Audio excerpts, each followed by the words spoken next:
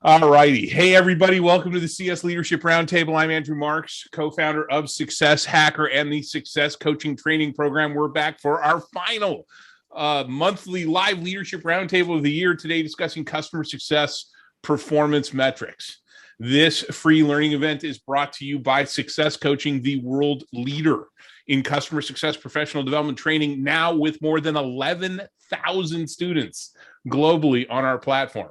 Our training programs are available in a variety of formats, from self-paced online learning to virtual instructor-led boot camps. As a matter of fact, late last week, we also publicly announced, I'm really excited about this, we publicly announced that our hybrid 12-week live coaching programs are now being offered through the University of San Francisco School of Management. This is big time, right? That we're really excited about this partnership. We offer a number of standalone courses taught by industry experts, including data-driven decision-making, having difficult conversations, change management for customer success, and what successful managers do. This is part of our new customer success leadership training track, and it's going to be going out as a 12-week coaching program starting in February. Find out more about our training programs at successcoaching.co. Ashley will also drop a link into chat. Now, for those of you who haven't participated in one of these events before, this is a live and unscripted discussion where we dig into a single topic that is relevant to customer success leaders. Right now, this is the only script that we follow. Regardless of the company that you work for, the scope of your role, or the sizes of the customer your teams deal with, we aim to pick topics that are going to be practical and useful to you. We've laid out our tentative CSLR schedule for next year. So if you're interested in participating as a panelist, Ashley is going to drop another link into chat where you can take a brief survey and indicate your interest in any of the topics that we have on tap for next year. The schedule for our upcoming CS Leadership Roundtable events can also be found at successcoaching.co under the events tab. As usual, we'll post a replay of this webinar along with a transcription early next week on our website. Now, there's a lot of thought leadership out there, along with a lot of theories about how to deliver customer success. This series allows us to focus on practical real-world advice, best practices, techniques, and shared experiences from those that are practicing and leading customer success teams on a daily basis. And to do that, we invite 3 panelists to join me for a roundtable discussion. These are people who are great at their craft, and we ask them to share their experiences and their perspectives. We will be taking questions later during this webinar, so please use the Q&A button found at the bottom of your screen to either ask or upvote a question. Also, please keep all commentary to the chat window. So without further ado, I'd like our panelists to introduce themselves to y'all, talk a bit about who they are and what they do. As usual, in alphabetical order, let's start with that guy with a great first name, Andrew. Andrew, thank you. And hi, everyone. Thanks so much for joining us today. My name is Andrew Schoaf. I am the VP of Customer Success at Xywave, which is one of the nation's leading B2B SaaS providers for the insurance market. I've been in technology and customer success for 20 plus years and been in kind of management roles leading professional services and CS teams for the last 10 to 15 years. One thing that really excites me about this topic is that in those 10 years of leading teams, we've seen the idea of metrics, not just which metrics people follow, but the philosophy of the metrics in CS change pretty dramatically. So very excited to talk through that and hear what the other panelists and certainly everyone on the line has to say about it. Awesome. Thanks, Andrew. Now on to Jeff. Yep. Hello, everyone. I'm Jeff Justice. I'm currently on the senior executive team at Box, which is the enterprise leader in Content Cloud. And I'm based in New York, leading customer success there. I joined the Box team earlier this year, and that was after having led the global CS program at Stack Overflow. Prior to that, doing a similar role at WeWork with its enterprise tech customer success team. And then previously having led Dropbox and their customer success team through its IPO.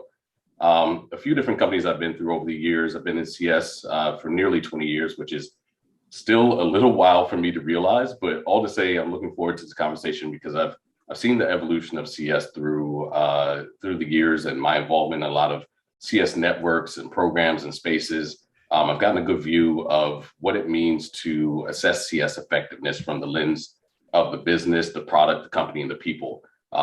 So I've been looking forward to John and Andrew having this conversation. The last quick note, I do have my podcast launching soon called Sips of Success, which goes beyond customer success. And I actually sit down and share unique drinks with my guests and talk about the successes and challenges that they've experienced in life. So, yeah.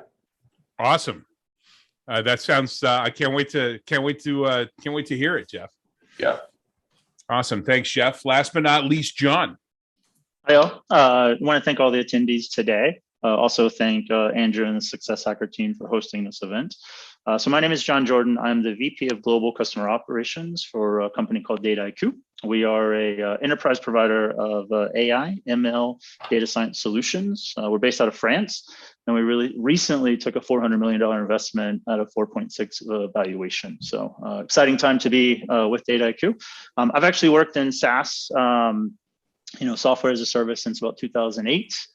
Worked specifically in the CS and CX space domain since about 2013, when CS really started to kind of formulate as more than an informal practice and become a more formal methodology.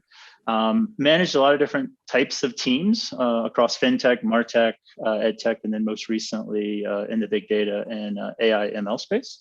Excited to be here. Love these types of events.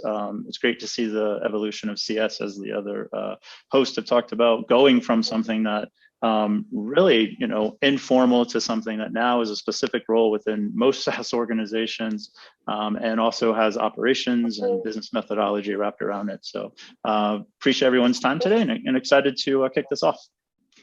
Awesome. Thanks, John. Thank you. And thanks to you all for making time for us today. Now let's get to the topic at hand. The job of customer success includes a variety of responsibilities, starting with onboarding to renewals and expansion and everything in between to make that all happen. As a customer success team leader, utilizing performance metrics can help you keep an eye on the leading indicators that your team needs to maintain to hit your customer and organizational goals.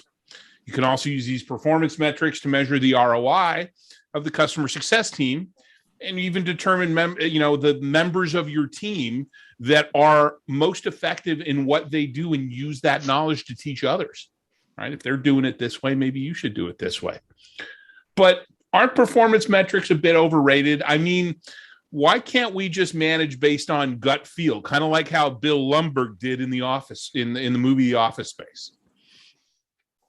Andrew, if you don't mind, I'll jump in on this one. Go for it. And I'll love to jump in with two quotes that I've kind of anchored around in my career. The first is, without data, you're just another voice with yet another opinion.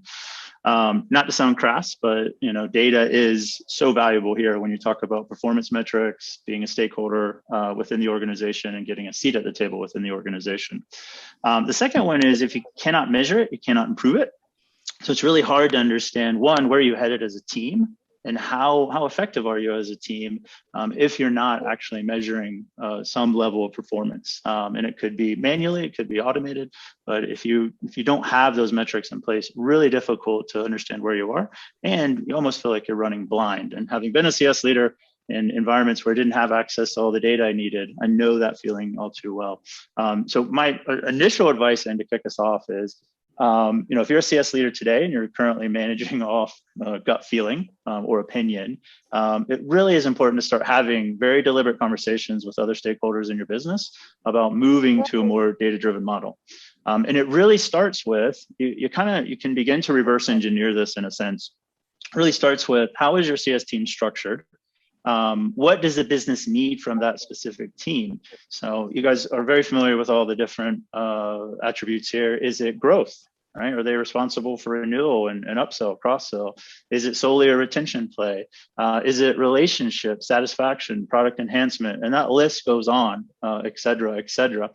But the important thing is to start tracking, what is it? Let's decide, what are those key metrics that is noise versus signal for us that we can anchor to and begin to start trending, and to start doing it even if you don't have access to the data, or it's not automated, or it's not a perfect science yet. It's starting somewhere, maybe with an MVP of a dashboard, and iterating on it later and automating it later. But what this allows you to begin to do is change the culture a bit to move to a more data-driven organization. And it really helps you better understand, how is my team performing, and it goes back to I need to measure it in order to improve it. And what levers do I need to push and pull to drive some of those improvements? So I'll kick off to the other host as well on kind of the data piece here, but any thoughts on that, either Andrew or Jeff? Yeah, I mean, it's really interesting. You make some really great points there. Because if there was a time when customer success would look at performance metrics and they'd say like they just don't matter. That time is over. Way back when you had people that were slotted from different profiles in these SaaS companies that were owning the existence of customers and their accounts, and the goal was to at minimum keep that account as much as possible. And I kind of say that in quotes because churn and retention hadn't even really solidly taken a hold back then. It was more of a craft that these people who were owning the accounts at this point were trying to employ whatever tactics they could to minimize dollar loss. So now it's no longer a craft. There's a well-formed discipline around customer success with metrics that align with the business goals. Our forecast, we have public companies that their stock tickers are driven by what CS does, and C-suite decision making is influenced by how CS is structured. So that's why programs like Success Hacker are so instrumental. It's no longer flailing to try to determine how and what practices we're going to do to retain a customer. There's a process and a pattern. So the nuance to that pattern is something that you mentioned there, John, is that CS looks different in each company based on the product, the customer profile, the life cycle, the metrics that matter to the executive team, and even down to the CS hiring profile and CS leadership profile. So you have all these metrics that make CS accountable, and for the end results that businesses are looking for and the performance that they're expecting to have towards growth, CS is instrumental in that way. Yeah, Jeff, you're talking about something that I feel strongly about, which is sort of the business discipline of CS, and that CS has grown into not just a job, but a career path. Mm-hmm. And when you think about the individuals in the career path, the CSMs, my experience is that people don't like having these sort of open-ended jobs of like, I don't know, just keep the customer happy.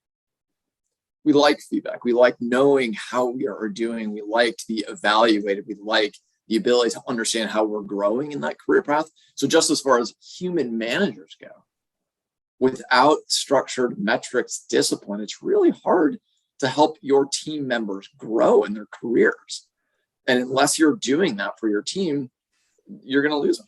And we all know how challenging that is. And so, yes, there's like hard business case for why we do this. But I think there's also an equally important side of this, which is like, this is how we manage individuals, regardless if it's CS or anything else. The metrics are really critical for people's satisfaction to know, am I living up to my expectations? Do I know what my expectations are? And I think that's just as important as the company business side. It just keep the customer happy is a very, very immature customer success organization, a very early, hopefully very early stage, just trying to figure things out. But you still hear people saying it though. We do, yes. Too many people in too many organizations that you would think were mature enough not to be saying that. But the best way to ensure that our customers are getting value is to come up with some sort of manufacturing line, right? We have some process, playbooks, methodology, whatever you want to call it, right? So I think that we need to be looking at metrics, both as how well are we taking care of our customers? Are they getting value? But also how well are we doing our jobs? How well are the individual people that are involved in the various points of the customer journey following through with the expectations that we've set with our customers? And I see a lot of companies that like to speak to and advertise what I like to refer to as vanity metrics. And I know, John, you mentioned the whole concept of vanity metrics before, and I laugh because I talk about vanity metrics all the time in my training. Things like, for example, what we talked about, NPS, right? it's telling me a story that's happened already. Isn't it better that we measure the things we measure the things that are going to have an influence on the vanity metrics? Yep, I agree. I also say, Jeff, to talk a little bit to your point, CS is still fairly a new business practice, even though it's been around since, since SaaS, really, since 2008, when cloud was really starting to be deployed, and software as a service became a very much a very real thing. And there is no, what I actually personally really like about CS and the metrics involved. There is not a set standard of core metrics that you look at. It's not like sales operations where it's MQL, a marketing lead to a qualified lead to a closed lead. It's a little bit different. So you need to have deliberate conversations with how is the team structured, right? What do I need from this team? And then really moving into like working through, well, what are those 4 metrics? Is it, if it's relationship, is it NPS as a potentially lagging indicator? Is it CSAT? And then Andrew, you're absolutely right. You have to look at both. And in my role, it's very interesting. From a customer operations role, it does support a CS team. And so it's looking at not only, how are we doing with the customer themselves, but how is the team being effective in their roles in managing to the customer? And then how are they filtering that information back to the business, to better understand this is, getting a seat at the table, essentially, say, hey, this is how we're performing.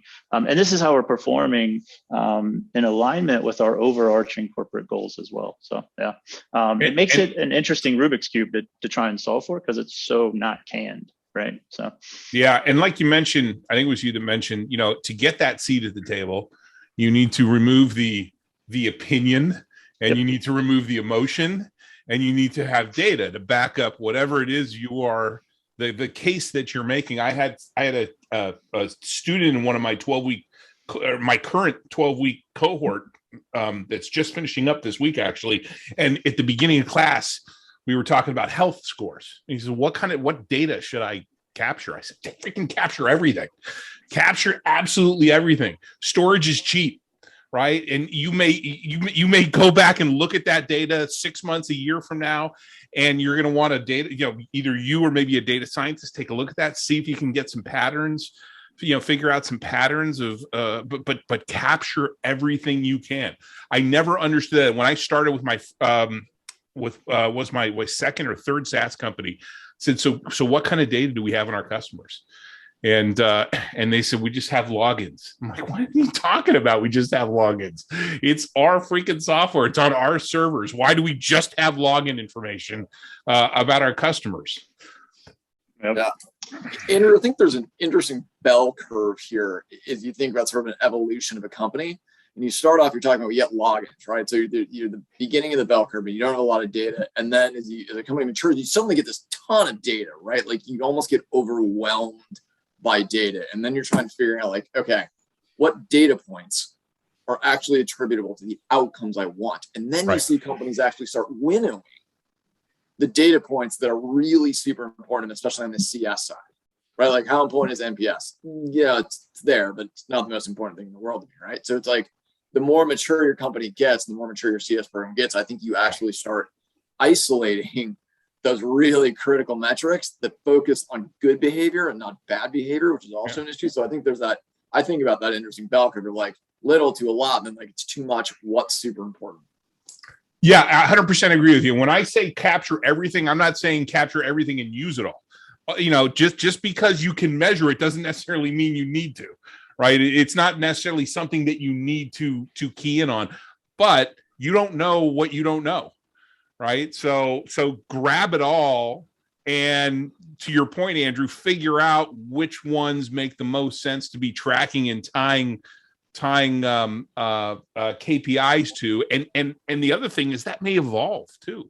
That may change, right? That may change over time as your company evolves, as your customers evolve, as your product evolves. You may find that what was once something that you didn't think was that important may now be important. And if you hadn't captured that data, then you wouldn't necessarily have been able to see that pattern.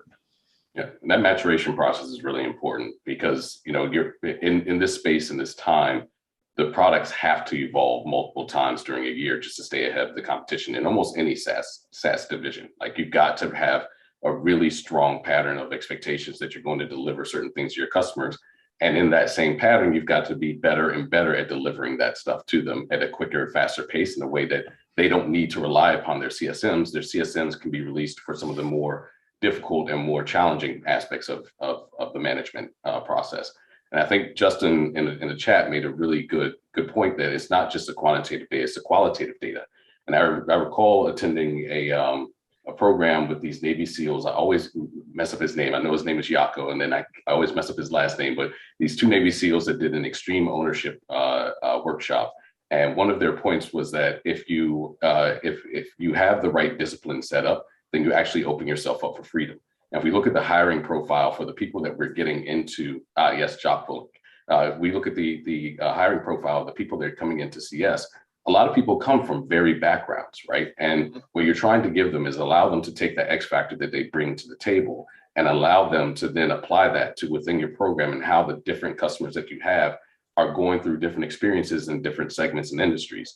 And if you have really defined data points, then you can be more flexible on how you bring those special qualities from the CSMs into the conversations that then nurture a better relationship, because the relationship part still matters. Getting out case studies still matters, and having those qualitative components of customer growth assisted by the hardcore quantitative facts. 100% agree. Yeah, it's not, you can't, this isn't to say that you get away from the qualitative. Mm-hmm. Right. You can't manage, you can't grow, you can't deal with your customers purely with data, but data, helps you move from intuition to insights. Right, John? Yeah, I think it also boils down to there is a quantitative need, right? When you think about a lot of the metrics around usage and behavior, that's quantitative analysis. What's the user actually doing within the solution?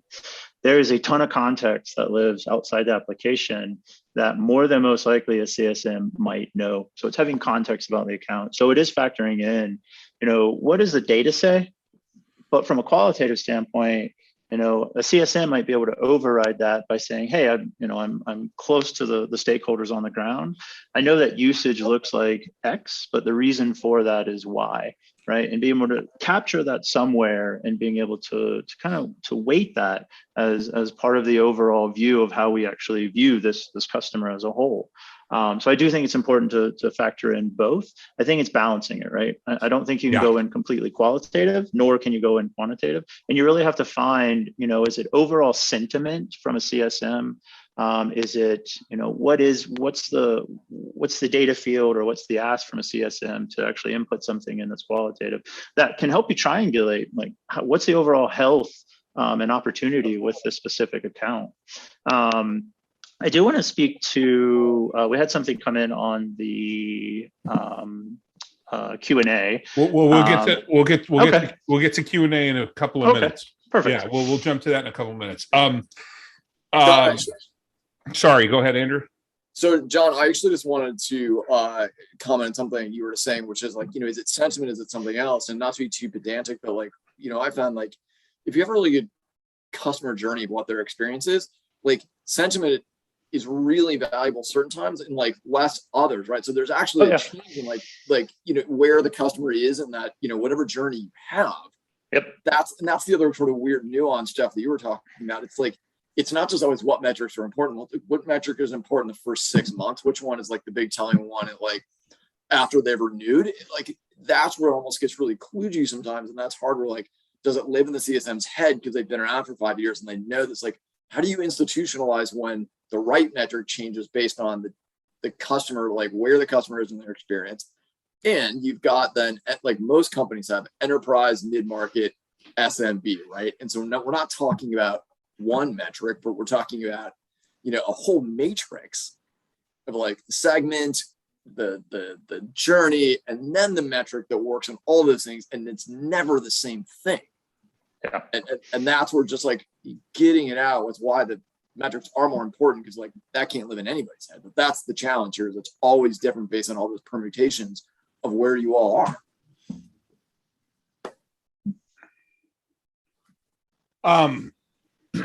So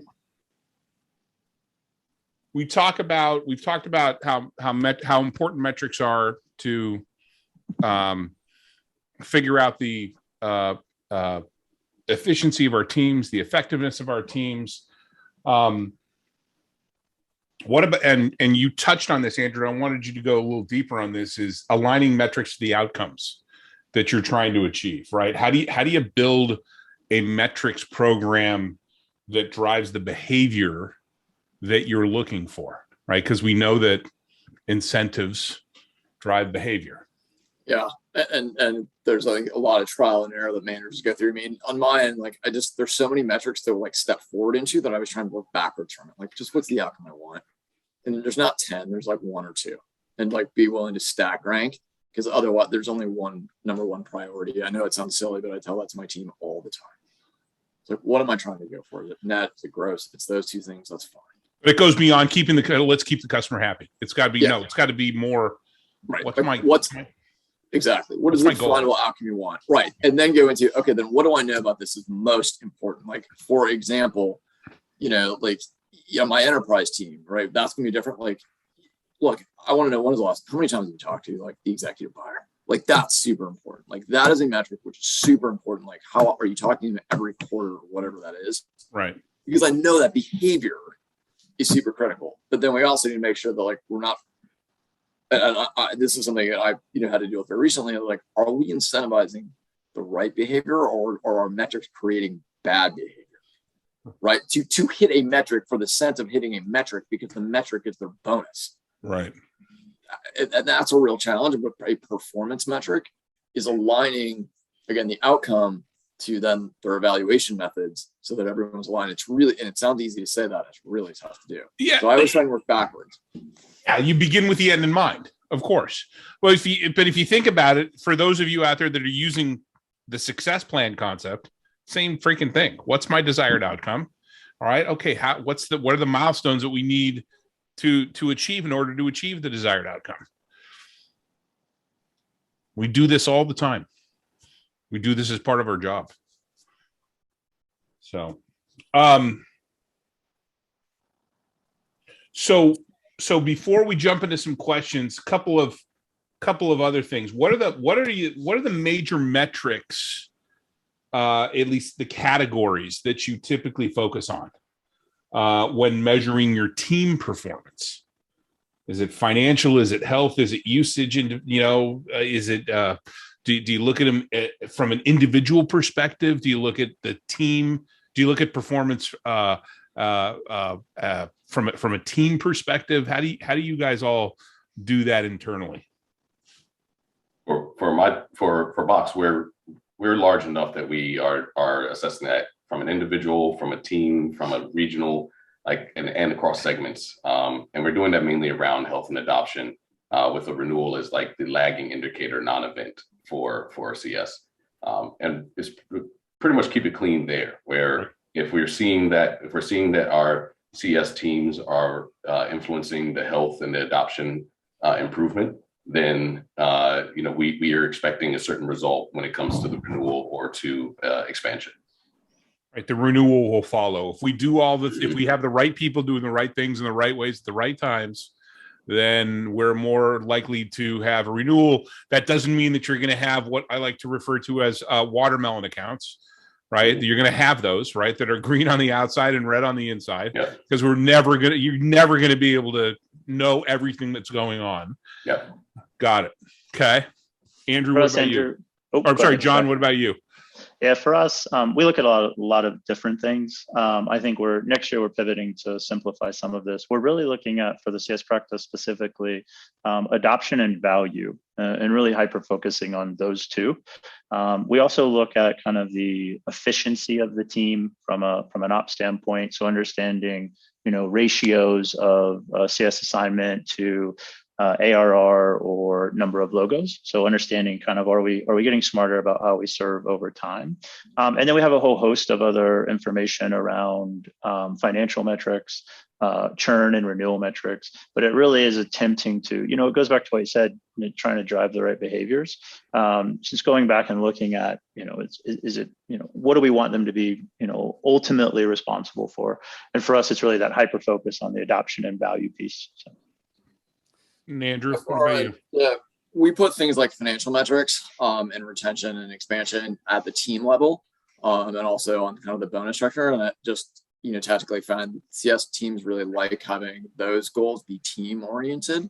And then on an individual basis, we put more of that adoption in the number of leads you're creating, touch points, all of that sort of stuff that actually someone does have pure control over on their end. And are they sort of following the playbook that we have? We put that, the things that people really have judgment around, we put in the individual level. And then there are the bigger financial pieces that ultimately is how we evaluate the CS program in general. We put at the team level, and I found that dynamic tends to work pretty well. You said following the playbooks that you have. So is it a compliance type of metric? Or are you doing all the things that we need you to do? Yeah, it's funny. We're trying to get away from compliance. And compliance being an outcome of something, and that's one of the things I mentioned. Frankly, we've got some issues of compliance causing some bad behavior. Not causing, but we want to make sure that we're incentivized the right thing. And measures incentivizing judgment, right? It's quality over just quantity. We're trying to establish okay, there's baselines. Baselines have to be met. Those are standardized, right? Right. And then use your judgment for these other things. And here are the other things that have to be met over the course of the year. And this is what we expect of you. So we're trying to really set up what does good look like, right? And everyone sort of works with that. Yeah. I used to have a controversial. It was controversial from my team's perspective because it required them to time track. They had a time track anyways, but I was militant about time tracking because I wanted to understand how at the individual level, how quickly, efficiently, also with the quality perspective, are you getting from point A to point B and point B to point C in the customer journey, so that I could look at that and say, hey, you know what? Jeff is getting, between point A and point B in 5 days, but it's taken Andrew 10 days. What is Jeff doing that we could teach Andrew how to do? You guys ever play with that sort of metric before? And has it, for me, it bore some really nice fruit. But I have, Andrew, and we're going through this dialogue now in my current organization. Do we want, and we have certain practice areas that are responsible for time tracking. Most of them are within the PS kind of realm, but we are looking at, do we want CSMs to time track? It is a controversial, topic. I've done it in the past, and I think what it helped us in the past to understand in former roles, that utilization data, right? Where are people spending their time, right, is a really good way to understand what lever can I push in? One, not only the when you think about the overall performance of time spent within a certain task for a certain customer, does it take, team member one much longer than team number two? Can we do some shared best practices? But it also really helps you understand, where are we spending our time as an organization to help our customers? That analysis, when you zoom out, is really, it can be very profound. And there's insights that can come out of that says, hey, we're actually doing way too much of this beyond, this is scope creep for us, or we're actually picking up these tasks, which maybe this other practice area within the business is actually responsible for. So while controversial, right, those insights are very powerful, because it can also answer the question of, hey, I as a CSM, I'm spending way too much time on a customer. That data point validates, it's no longer opinion, right? It's like, hey, I'm spending time on these 32 tasks for these 3 very large clients, and that is 120% of my capacity. Like, how can we have some dialogue on what needs to come off my plate? Where do I need to hyper focus? I think it's valuable data.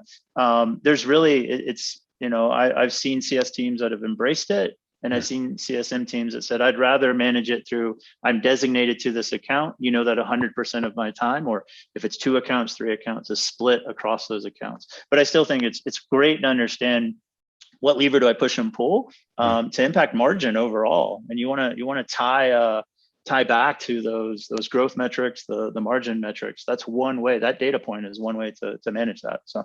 Yeah, that layer that John just mentioned in terms of, you know, the capacity that the CSM is managing, like if you're talking about scaled, or, you know, that some of the SMB space, the mid-market space, that tracking and that compliance is actually really helpful. But when you talk about larger enterprises, there are more dynamics that are coming into play where the compliance actually becomes more of a friction with the CSM between their job and the outcomes that they're looking to get with their customers.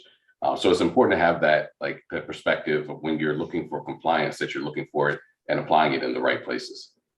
Yeah, Andrew, I think you we were talking about, you know, you did this a while ago. I think this is an area where business discipline has advanced a little bit. And frankly, to me, I look at this as sort of like, this is what CS Ops does, right? CS Operations wasn't a role 5 years ago.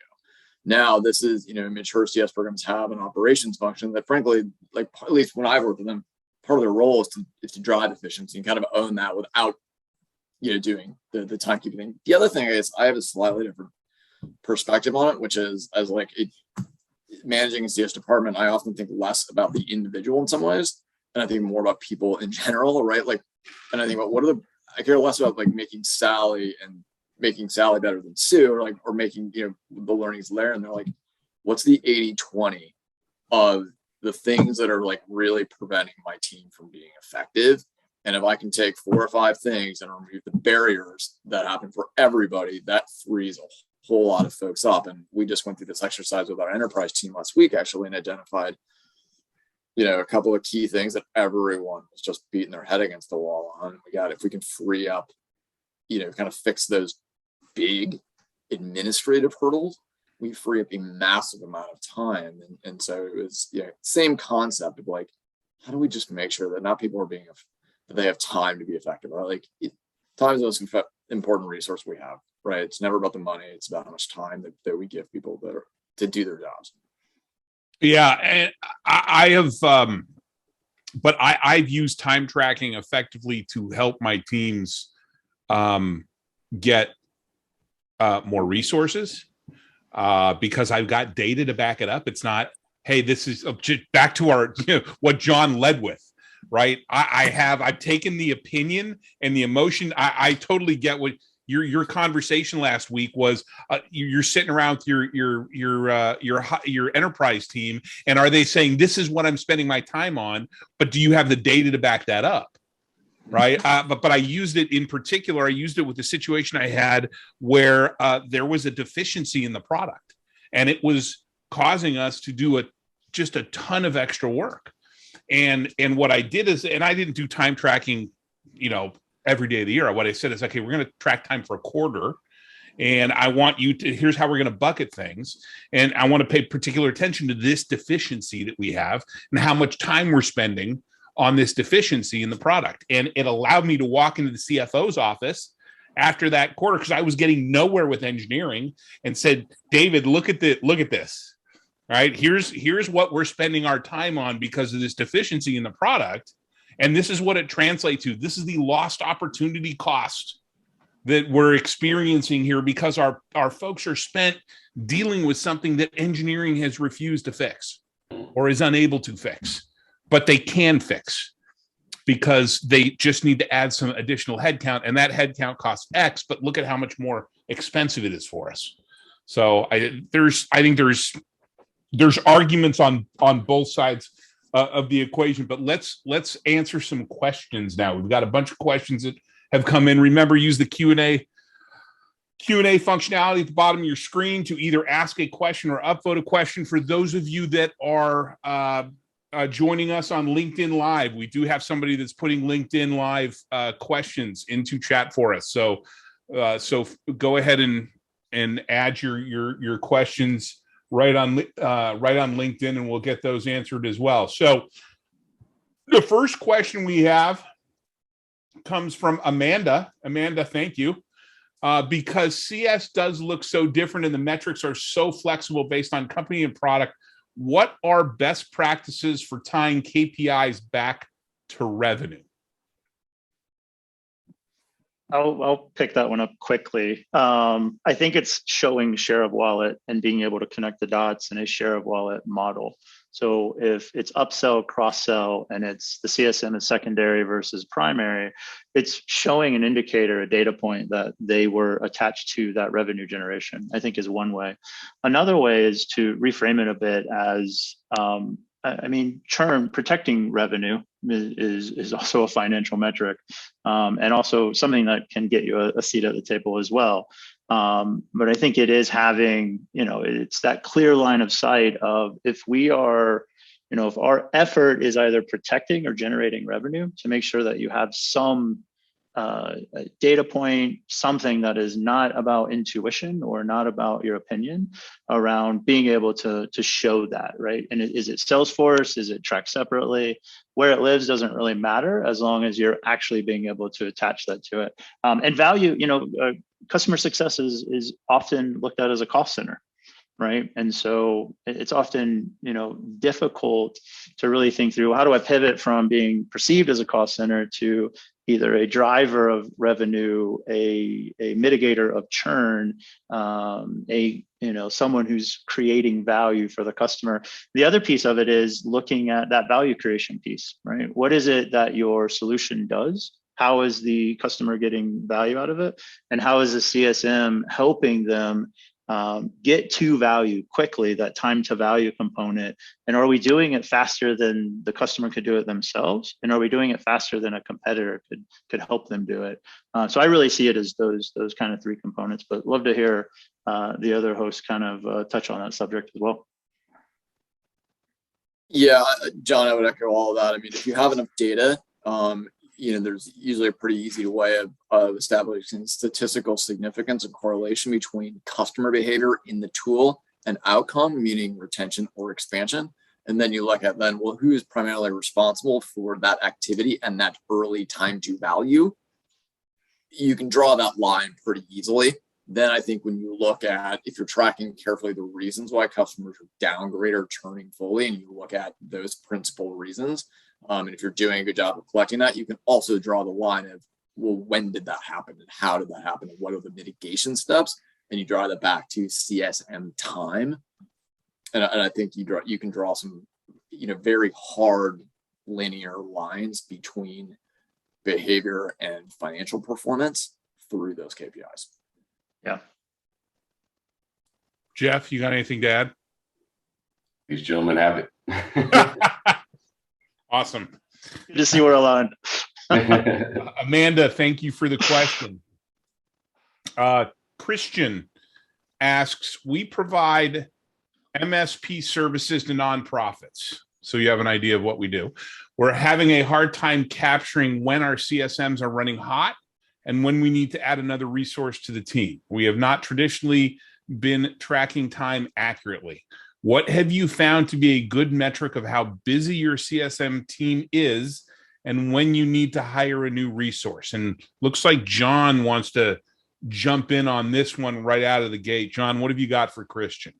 There's a couple ways to approach this, and I've solved this for a few organizations, and it goes exactly back to what we were just talking about, Andrew, on, should they track time? There's a couple of different ways to manage it, and it really does boil down to overall capacity planning. Understanding what your current staff is, understanding what that load is, and then understanding the projection of either logos coming in or revenue coming in. And what are those ratios of how I need to serve? There's a guardrail approach, which is I'm spending time with my team and I'm getting, where do you spend 40 hours? Right? It's not intrusive. It's not asking them to fill a time card out every week. But what will come out of that exercise can sometimes be very interesting. And you'll realize, like, wow, my CSM is doing a bunch of ancillary stuff that maybe product should be doing. It goes back to the talking point of there's a friction point. We're throwing a person at solving a product problem, right? So there's friction within the product and we're doing a workaround. You'll start to see that come out of those sessions of figuring out, well, where's your 40 hours spent? You can go all the way from that, all the way down to a more scientific approach of actually having them track time. There's tooling out there today that's super lightweight. There's even tooling that lives within certain existing products like Asana, Jira, where you can kind of track time. But I would say it really is looking at capacity planning. So I need an understanding of where does the CSM, not only as an individual contributor, but as a group, where do they spend their time at an aggregate level? What is, what's the revenue projection we have coming in? And then you got to start doing some math to figure out, well, I need this ratio of coverage. And so it's going back to, the business, CFO, whoever owns that decision of, hey, look, we're projecting X amount of revenue coming in. I am, from a capacity planning perspective, I am short staffed. And then it's that double click into the data to say, well, here's why. We're actually spending a ton of time doing maintenance work as opposed to value creation. Is that what you want us doing? Because if not, we need to pivot that to another area of the business. And here's how I, as a stakeholder, can kind of help with that process, accelerate that process. Or do we want to keep doing the maintenance work as a workaround in the meantime? So, but it boils down to the data component, and you can be very lax about it, and kind of have that guardrail approach of let's talk about where we spend our time. Some interesting things will surface, or go very scientific and have people like time reporting on a weekly basis.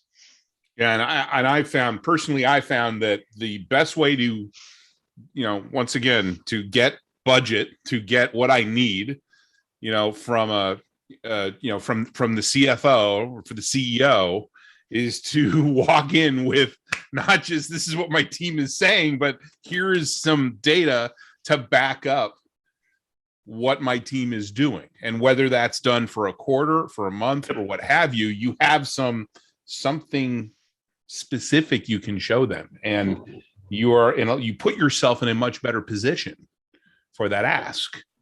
Walking in with data. Yes, Jeff. I'd add to the lens of this question a bit, in that with CS and where it is in its evolutionary stage, in terms of the C-suite perspective, most CEOs that would entertain the conversation of a CS team or CS organization are going to say, sure, I should probably have a CS organization.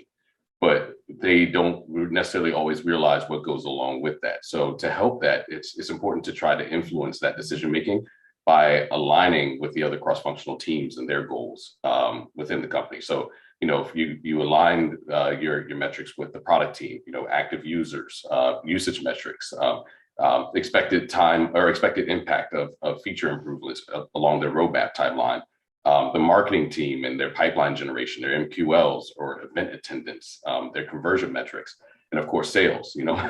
Those you align with those, and you start to make sure that when you're having the conversation about CS, you're attaching it to the larger business dynamics, and not just that the CS team needs a CS support for CS resources.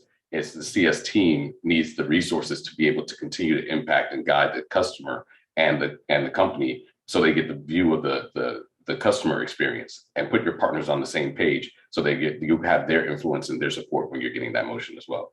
Yeah, good. Absolutely agree. Yep. Awesome. Andrew, you got anything to add? One that where I see this a lot is as CS teams grow, and it's like, hey, look, CS was doing implementation, and now suddenly you're getting so many new customers, and it's like, wait, should CS continue to do implementation? And you get, maybe CEO says, look, I can't your CSMs just keep doing implementation. Why do you need an implementation team, right? And the question is like, add it up. Like, all right, you got three options. You can hire more CSMs, which are expensive, or you can just slow down time to value, which is generally a very bad idea, or you can hire a couple specialized resources that scale really well. And Andrew, to your point, it's the math. The math will normally make the argument for you if you have the supporting data. Exactly.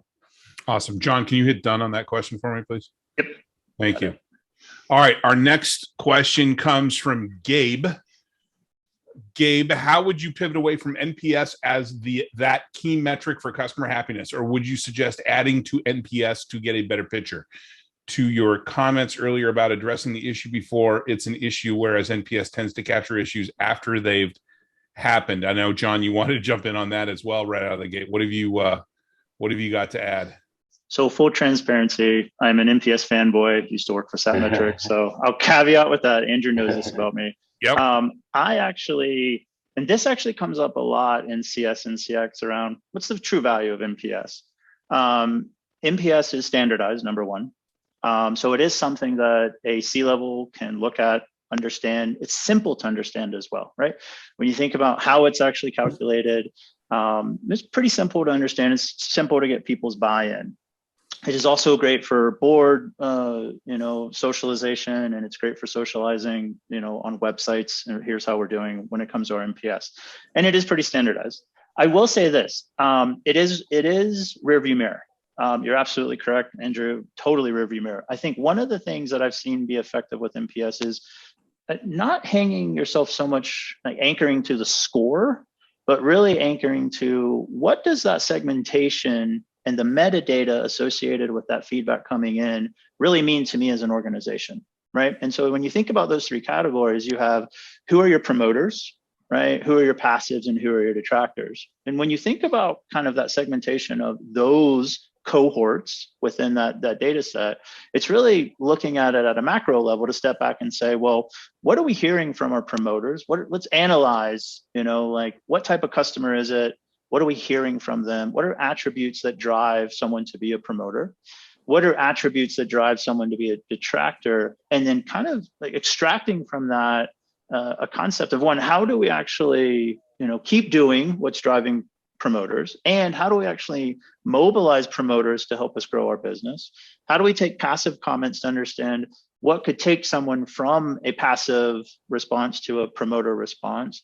And then looking at what's driving detractors. Is it product, price? Is it a specific touch point? So it's really about zooming out from the data a bit. And I would say that the metadata is very, very important.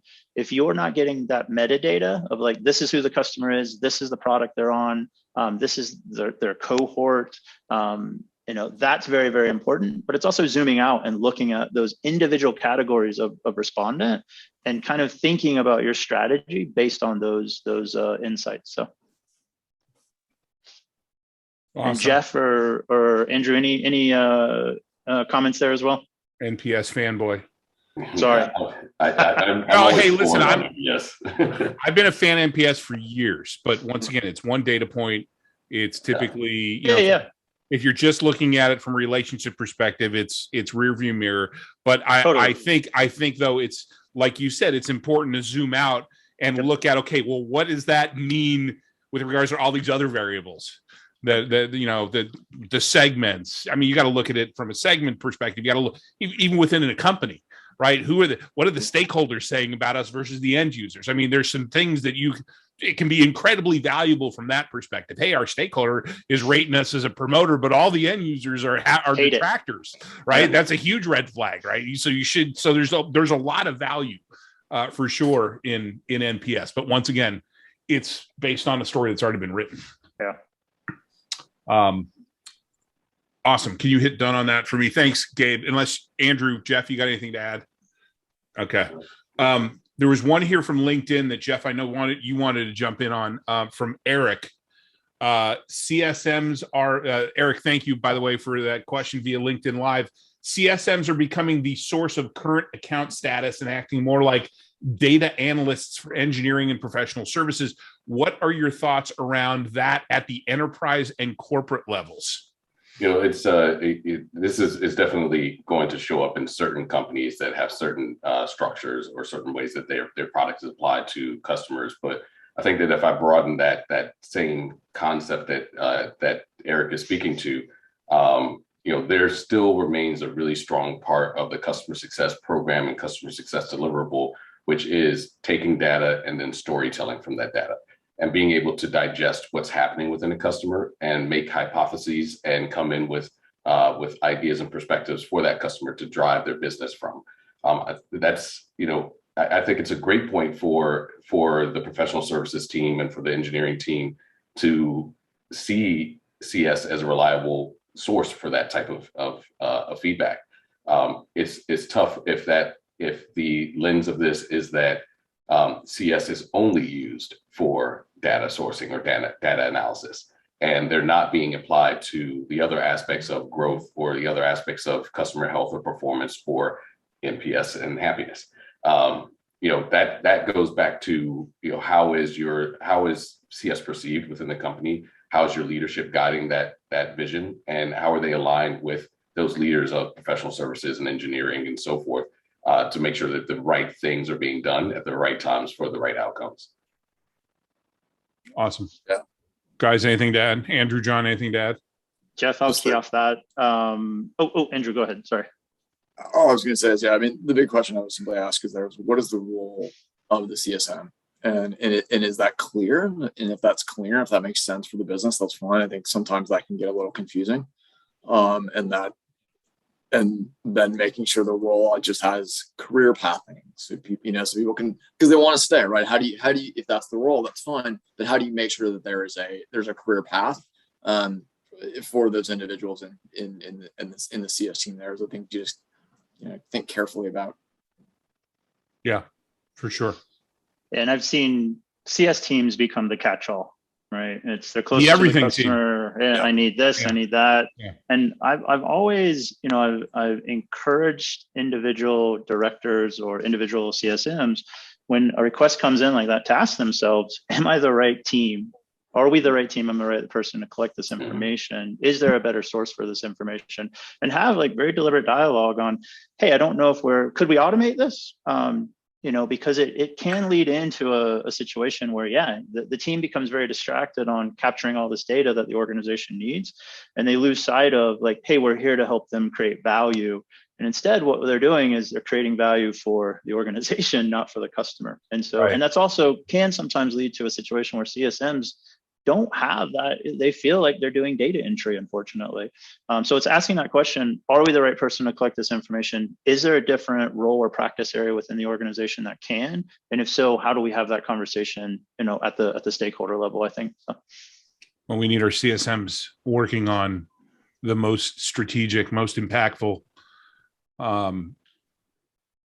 tasks that move the needle for our customers. And then we're asking them to do data entry. So, and data entry totally is definitely not a strategic task. So awesome. Thank you.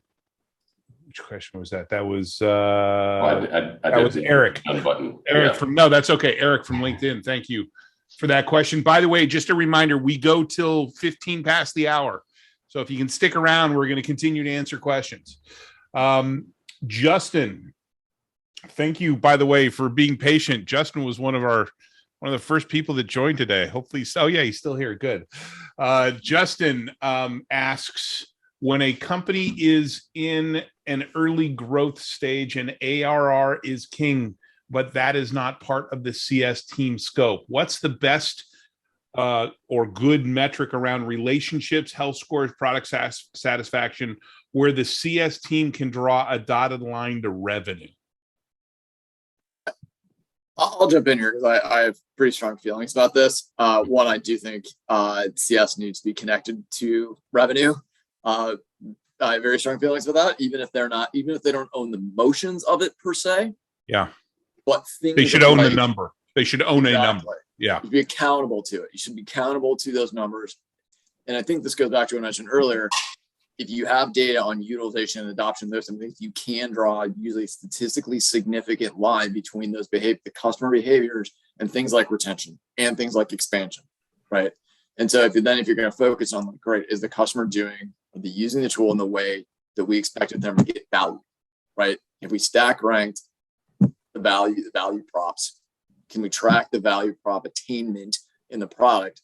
And the CSM is generally responsible for the customer getting to that value attainment in the tool. If you don't have the motions, focus on those things, because then you can say more than anything else, we know the data tells us customer activity in the product this way leads to this outcome over here. And that outcome is the only thing we care about at the end of the day, which is for the retention and the expansion of the customer, right? Those things tell us everything. And that is the closest, that's the most important thing here. They're using the tool to get those things that we told them they were going to get, which is why they bought it. I would focus there first. Just knowing there's lots of things, I would focus on that, because if they're not doing those things, there's no way they're just going to be happy. Your NPS is going to stink. Yeah. Right. You're not going to get references. You're not going to get all the other stuff if they're not getting that initial value out of the tool. Then none of the rest of it really matters, I think. John, Jeff, you got anything to add? Yeah, I would say it's value creation. And I think time to value. Yeah, time to value, value creation. And I think well executed CS leads to a scenario where you can have frictionless renewal and the opportunity for growth. That is sometimes nebulous and fuzzy to connect the dots on. I do think it's looking at, if we have high adoption, it goes back to the data, right? If we have high adoption, can we correlate that is actually incentivizing AEs or incentivize whoever owns that upsell to be able to sell additional seats? And so it's that narrative around the data set. And it's a narrative around, what are the core operating model and practice for the CSM?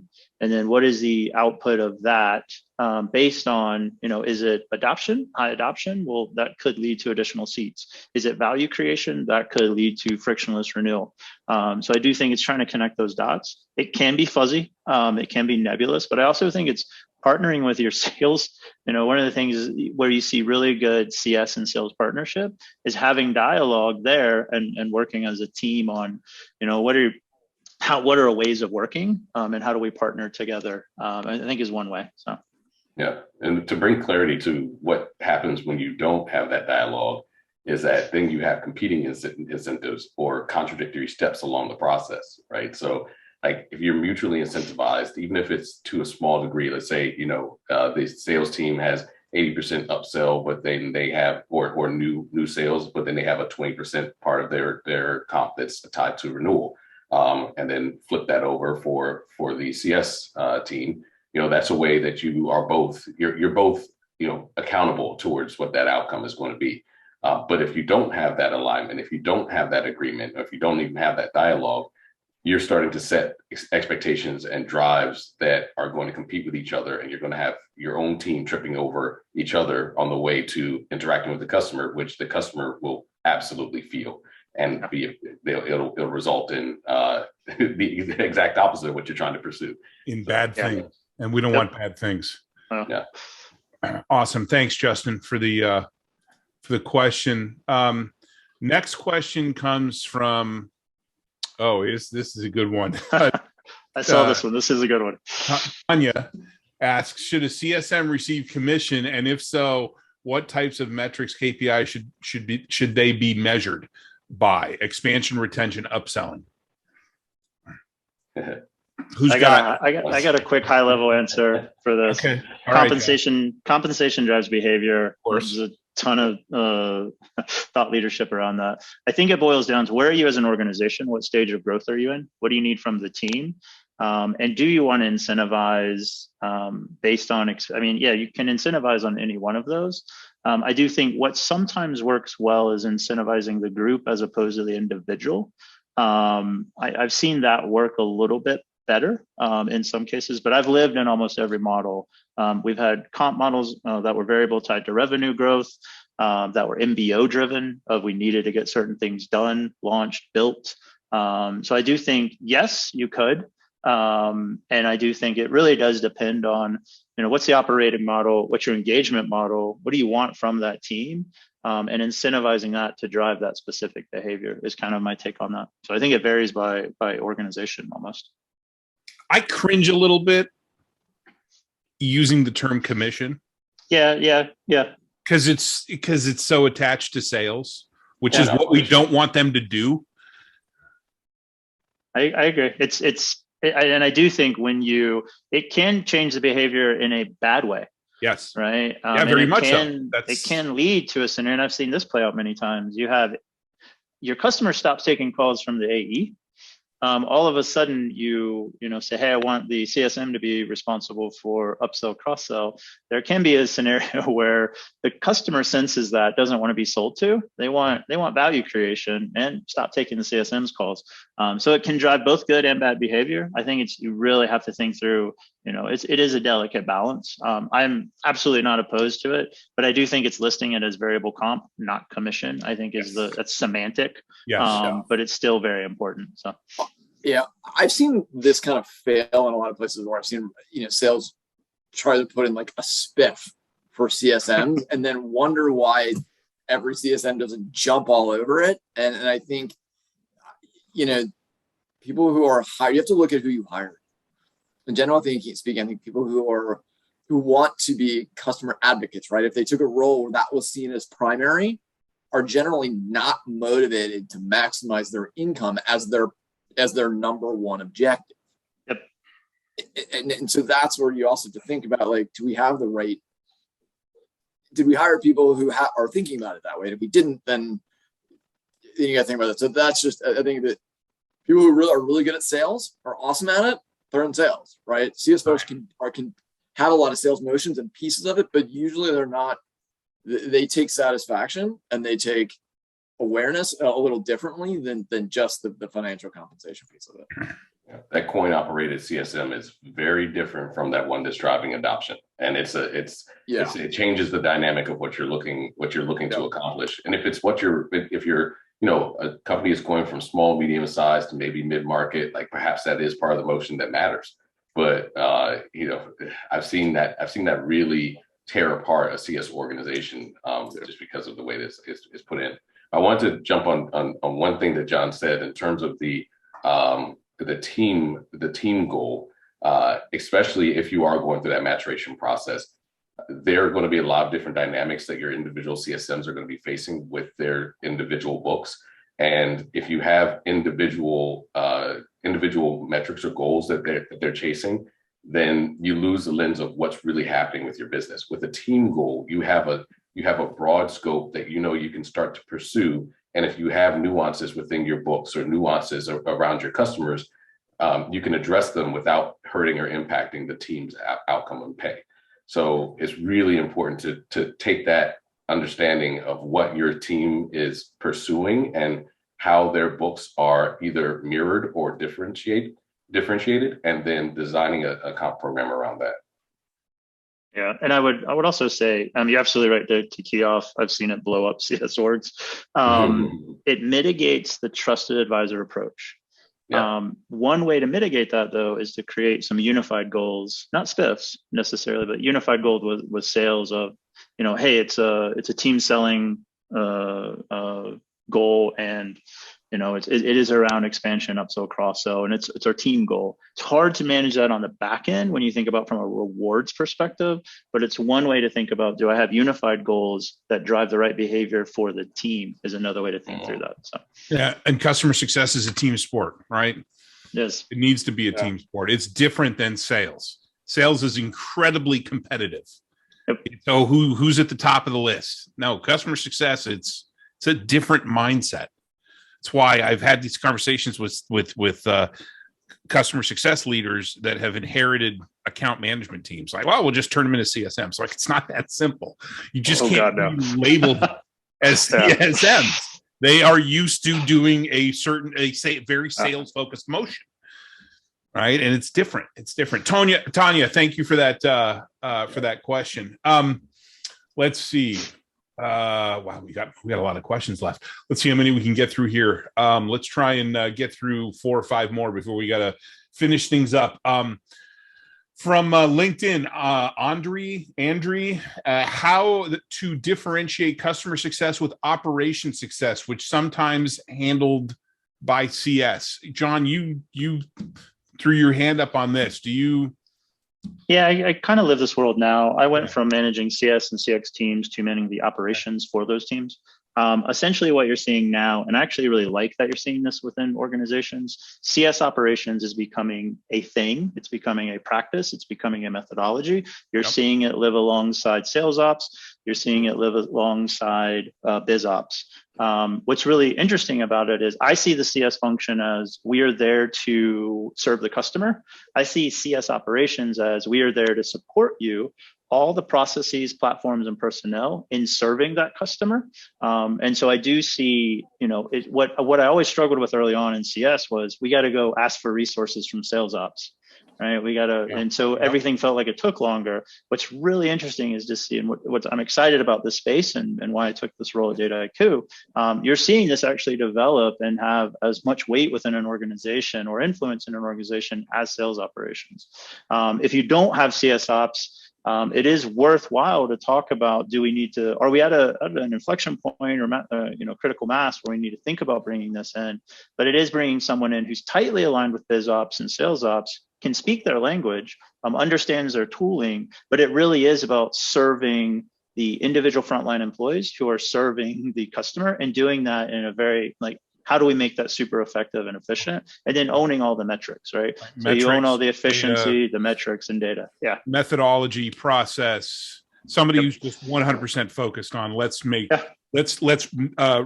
the friction, make this as seamless as possible so our folks can be efficient. Awesome. Andrew, Jeff, anything to add to that? Are we just good? Just that if your CS person isn't aligned to the other ops teams, then you end up with massive data silos. It's also super hard to provide career pathing if they're just kind of sitting inside the CS and all the career pathing is for CSMs and you don't have something else. So I'm a strong believer of having like a rev ops team or an ops team that collaborates with each other, that you have common performance measures, common processes, and that provides a better experience, I think, for everybody involved. But I'm a huge fan of those roles. Yeah. Huge fan. And especially since CS is becoming so dynamic, there's tooling that's specific to CS that's involved. There's like we talked about the metrics, and the thing is, it sits right beneath, a CS leader is not necessarily always going to be technical enough or data savvy enough to be able to navigate some of those designs and those needs. And then the CSMs themselves and the CS managers have typically come up into role and aren't aligned with what those internal dynamics are. I love the CS teams that I've worked with over the years. So I love this becoming more and more relevant. Yeah, it's moved from this. I remember 5-6 years ago, working with the CS, consulting with various CS teams, and who can we use for this new system? We're just going to a part-time sales ops person. Yep. That doesn't fly anymore, right? There's a lot more to it. A lot more to it. Awesome. Thank you. That was the question was from Andre. Thank you. The next question is directed at you, Andrew. Stuart asks, why do you prefer to put financial goals at a team level and not also at an individual level? Yeah, I think Jeff and John have answered this as well, and I'm glad that they did. That I've seen those financial metrics work really, really well at a team level, and especially what Jeff was saying, that there's so much nuance in an individual book that it's really hard to comp someone in the same way that you would like a rep who has like a territory, and you don't want to incentivize bad behavior. And so, making those goals team-based allows everyone to kind of work together to not, okay, something's kind of come out in the wash, that's okay. And we can all learn from each other. We can all move towards that common goal. And I've just found that be really successful and over again, and bring the teams together as opposed to kind of split them apart. So I'm a huge fan of having having variable comp based on those things, but it also being team based. Awesome. Last question I think we're going to have for today, because I know that Jeff needs to jump. And hopefully we can answer this one quickly because we're right up at almost at 12:15. Ezra, who has been waiting around patiently, threw this up there. Should customer insight be a goal of a CS org? If so, how should it be measured? In tracking, predicting renewals, our CS organization, which is currently just me, has a deep understanding of how, why, when our customers use our product, and customer specific and general insight into the value of our product beyond the metrics tracked by our product team. I think there is a huge potential ROI in bringing this information to improve other customer touching parts of our org, but I don't have a good metric to gauge this either at the department or IC level. Should customer insight be a goal of a CS org? If so, how should it be measured? If you don't have insight into what the customer is experiencing, then you have a huge blind spot. Yeah. And I think it's important to find a way, whether it's by internal resources or it's with a third party tool or product, or if you have some methodology of being able to sit customers down in a forum, like if you have a way of hosting panels with customers from different industries, that you get that feedback and you get that insight, because that's going to be the guiding indicators, the leading indicators to some degree of what's happening with them and what needs to change on the product side. It's a good place to tap support from the product team too, because if they're building features and you're not getting responses from your customers, if those features matter, or if they're driving the value of the product for what they bought it for, then it's not only a blind spot for CS, it's a blind spot for the company overall. Yeah, exactly. John, Andrew, anything to add before I wrap things up here? I agree. I do think without it, massive blind spot. There are ways to gather that information. You can do virtual chair sides. You can do sessions. There's also tooling out there. Not a shameless plug, but Full Story is a great tool when you think about the behavior. Without that tooling, and it's either buy versus build. You're pulling it out of the logs. You're implementing a code snippet to manage. It really does provide you. There's always a gap. Like how we think our customer uses the tool and how they actually use it, solving for that gap, like leads to some very interesting conversations with your product team, with your C-level team. So I think there's ways to gather it. It's just either buy versus build, and it's being kind of creative about it as well. Awesome. All right. Well, we're at the end of our webinar. I think it went well, but it's not what I think, it's what all of you think. So please let us know by posting your feedback on LinkedIn and tagging us. I want to thank my amazing panel of guests for spending time with us today, as well as our prep call at the beginning of the week. We all very much appreciate you making time in your schedule to provide the insights and the best practices that you shared. One final note, great CS leaders know that they don't have all the answers, but they know where to get them. That's why we created the CS Leadership Roundtable, to harness the knowledge and the experience of the community to help improve everyone. So we hope that you got something out of this discussion, and we'll see you at our next event on, when is our next event here? It's next year on January 12th, where we're going to talk about who should own renewals, sales or customer success. Check out successcoaching.co to find out more and sign up. Until we see you again, have a great rest of your day, week, year. Stay healthy, safe and healthy, everybody. Happy holidays. Go spend some quality time with the family. Enjoy your time off. Hopefully you're all taking some, and we'll see you next year.